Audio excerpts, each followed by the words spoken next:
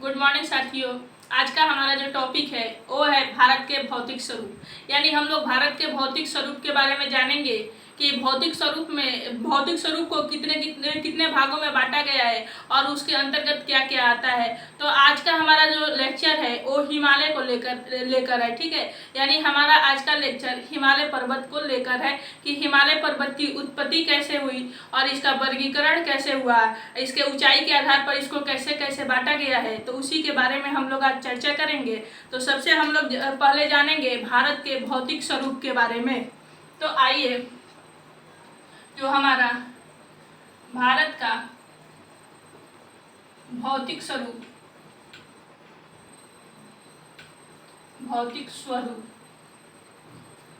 तो भारत के भौतिक स्वरूप को 4 भागों में बांटा गया है। कहीं कहीं इसको 5 भागों में बांटा गया है। तो हम संक्षिप्त में इसको जब लिखेंगे तो इसको 4 भागों में बांटेंगे।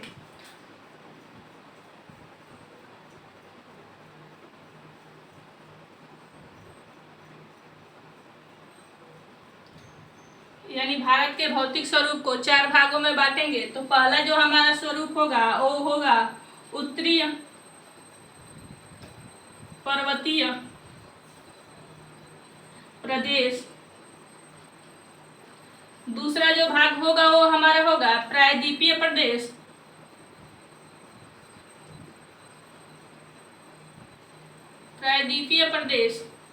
या प्रायद्वीपीय, इसको पठार भी बोल सकते हैं, प्रायद्वीपीय पठार। तीसरा जो होगा वो होगा हमारा मध्य का मैदान।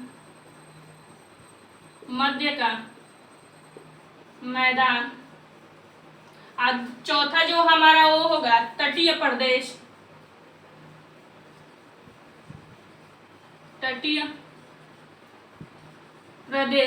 या इसको हम लोग द्वीप समूह भी बोलते हैं, या द्वीप समूह। तो भारत के भौतिक स्वरूप को 4 भागों में बांटा गया है। एक उत्तरीय पर्वतीय प्रदेश, दूसरा होता है प्रायद्वीपीय पठार, तीसरा होता है मध्य का मैदान और चौथा होता है तटीय प्रदेश या द्वीप का समूह बोलते हैं। कहीं कहीं इसको 6 भागों में बांटा गया है। तो इसको 2 कर दिया गया है, और इसको 2 कर दिया है, यानी द्वीप समूह और तटीय मैदान को 2 भागों में इसको बांट दिया है। तो हम लोग इसको संक्षिप्त में पढ़ेंगे। अब हम लोग देखेंगे उत्तरीय पर्वतीय प्रदेश को कितने भागों में बांटा गया है, प्रायद्वीपीय पठार को कितने भागों में बांटा गया है, मध्य के मैदान को कितने भागों में बांटा गया है और तटीय प्रदेश एवं द्वीप समूह को कितने भागों में बांटा गया है। तो हम लोग सबसे पहले उत्तरीय पर्वतीय प्रदेश के बारे में बात करेंगे। तो हमारा जो उत्तरीय पर्वतीय प्रदेश है तो इसको 3 भागों में बांटा गया है। ठीक है, पहला जो है वो है हमारा हिमालय।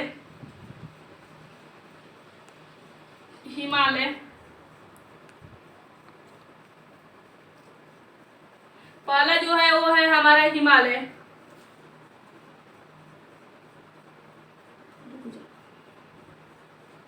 उसके बाद से दूसरा जो है हमारा वो है हमारा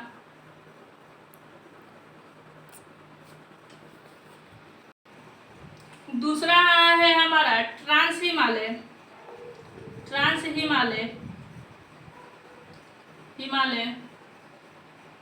और तीसरा जो है वो है हमारा पूर्वांचल की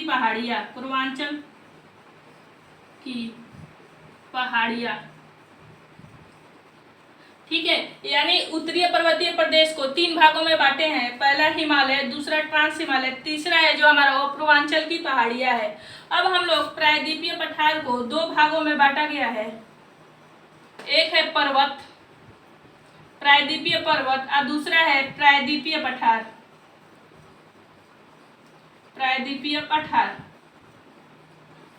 मध्य के मैदान का बात करेंगे तो मध्य के मैदान को 3 भागों में बांटा गया है। पहला है सिंधु का मैदान।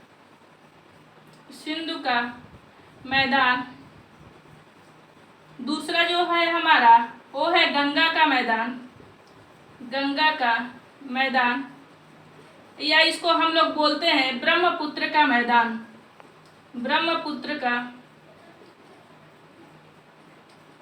मैदान। ठीक है, और तीसरा जो है वो है हमारा उत्कल उत्कल का मैदान। और तटीय प्रदेश को भी दो भागों में बांटा गया है। तो पहला जो है वो है पूर्वी तट और दूसरा जो है वो है पश्चिमी तट। ठीक है, यानी हम लोग भारत के भौतिक स्वरूप पर उत्तरीय पर्वतीय प्रदेश को बांट लिए, प्रायद्वीपीय पठार को बांटे, मध्य के मैदान और तटीय प्रदेश और द्वीप समूह को हम लोग अलग अलग भागों में डिवाइड किए। तो हमारा आज का जो टॉपिक है वो उत्तरीय पर्वतीय प्रदेश और हिमालय को लेकर है। ठीक है, तो आइए हम लोग उत्तरीय पर्वतीय प्रदेश और हिमालय के बारे में चर्चा करते हैं। हिमालय से कौन कौन से क्वेश्चन पूछे जाते हैं उसके बारे में हम लोग जानते हैं। तो हम लोग जो पहला हमारा हेडिंग है वो है उत्तरीय पर्वतीय प्रदेश। तो उत्तरीय पर्वतीय प्रदेश को 3 भागों में डिवाइड किया गया है। पहला है हिमालय, दूसरा है ट्रांस हिमालय और तीसरा जो है वो है पूर्वांचल की पहाड़ियाँ। तो आज हम लोग केवल हिमालय के बारे में चर्चा करेंगे कि हिमालय की उत्पत्ति कैसे हुई है। तो आइए हम लोग इसके उत्पत्ति के बारे में जानते हैं।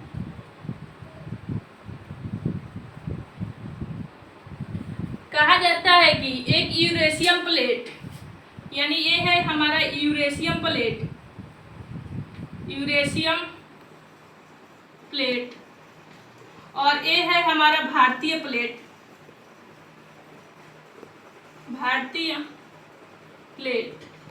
और इसके जो बीच का क्षेत्र है उसको कहा जाता है भूसन्नति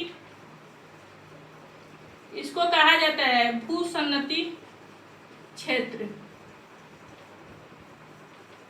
यानी यूरेशियन प्लेट और भारतीय प्लेट के बीच के क्षेत्र को भूसन्नति क्षेत्र कहते हैं। और भूसन्नति क्षेत्र हमारा जो है वो भूसन्नति क्षेत्र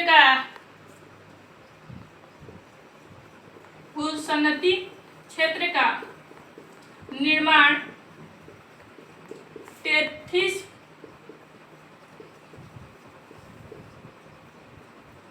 सागर से हुआ है। ठीक है, यानी जो भूसन्नति क्षेत्र है इसका निर्माण 33 सागर से हुआ है। यानी यूरेशियन प्लेट और भारतीय प्लेट के बीच के जो दूरी है उसको भूसन्नति क्षेत्र कहते हैं और भूसन्नति क्षेत्र का निर्माण 33 सागर से हुआ है। कहा जाता है कि आज से साइजोनियन काल से हिमालय की उत्पत्ति में एक सिद्धांत आता है जिसको हम लोग कहते हैं प्लेट विवर्तनिकी सिद्धांत। यानी हमारा जो पॉइंट है हिमालय की उत्पत्ति में एक सिद्धांत आता है जिसको कहते हैं प्लेट विवर्तनिकी सिद्धांत। इस सिद्धांत को हैरी हैंस ने दिया था। ठीक है, इस सिद्धांत को हैरी हैंस ने दिया था। अब प्लेट विवर्तनिकी का साइजोनिक काल में प्लेट विवर्तनिकी का निर्माण होता है। तो देखिए यहाँ पे यूरेशियन प्लेट और भारतीय प्लेट जब आपस में इसमें अभिग्रहण होता है तब हिमालय पर्वत का निर्माण होता है। ठीक है, यानी यूरेशियन प्लेट भारतीय प्लेट के जितने करीब आएंगी और इसमें अभिग्रहण होगा तो ये भूसन्नति क्षेत्र है वो हिमालय पर्वत में क्या होगी, चेंज हो जाएगी और यहीं पे क्या होगा, हिमालय पर्वत का निर्माण होगा। ठीक है, यानी कहा जाता है कि साइजोनियन काल में यानी आज से 7 करोड़ वर्ष पूर्व क्या हुआ था, यूरेशियन प्लेट और भारतीय प्लेट में टकराव हुआ था और उसमें बलन उत्पन्न हुआ था और उसी बलन के कारण हिमालय की क्या हुई थी, उत्पत्ति हुई थी। ठीक है, यानी यूरेशियन प्लेट और भारतीय प्लेट में टकराव होता है और टकराव के कारण जो बलन उत्पन्न होता है और उस बलन के कारण जो पर्वतों का निर्माण होता है उसी को हम लोग क्या कहते हैं, हिमालय कहते हैं। तो आइए हम लोग हिमालय के बारे में 2-4 क्वेश्चन आता है उसके बारे में हम लोग जानते हैं। पहला जो हमारा हिमालय को लेकर क्वेश्चन आता है तो वो होता है हिमालय की उत्पत्ति किस काल में हुई। तो हिमालय की जो उत्पत्ति हुई है, हिमालय की उत्पत्ति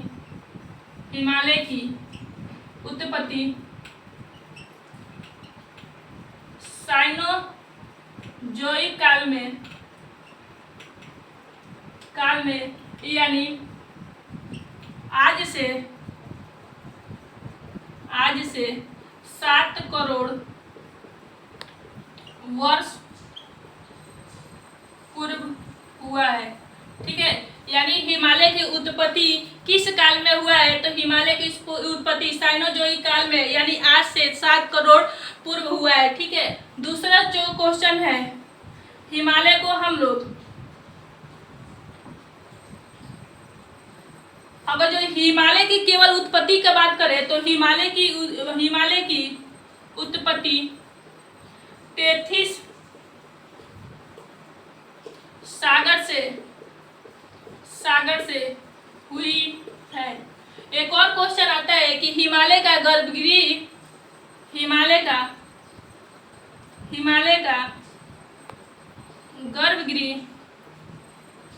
33 सागर को बोलते हैं। ठीक है, 33 सागर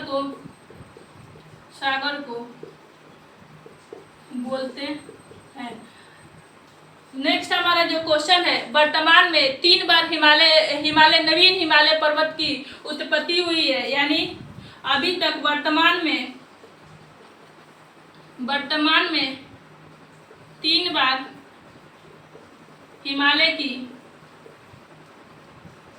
हिमालय की उत्पत्ति हुई है। पहला जो हुआ है वो हुआ है प्री कैम्ब्रियन काल में।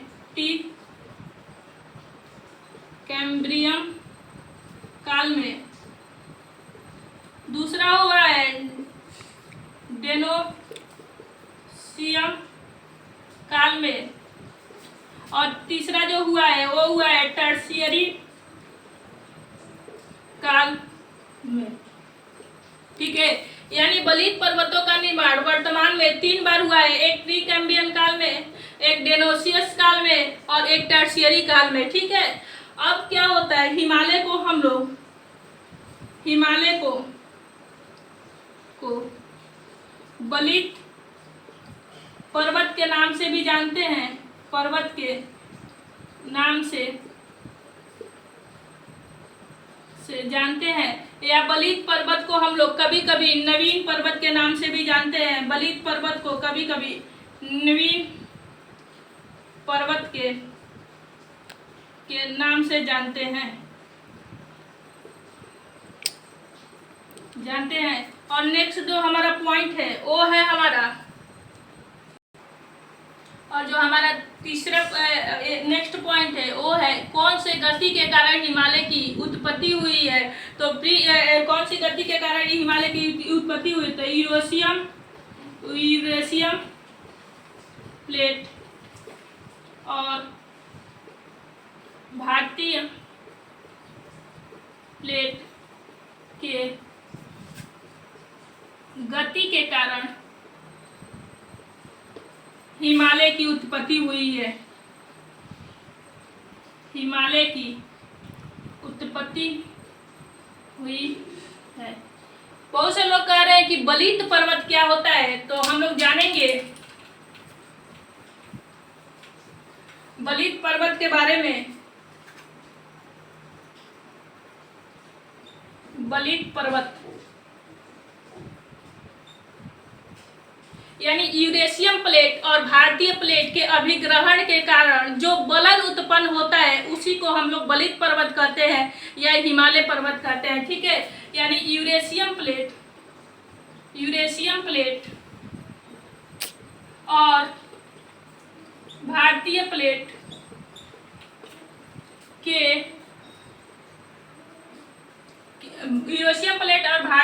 के टकराव के बीच जो बलन उत्पन्न होता है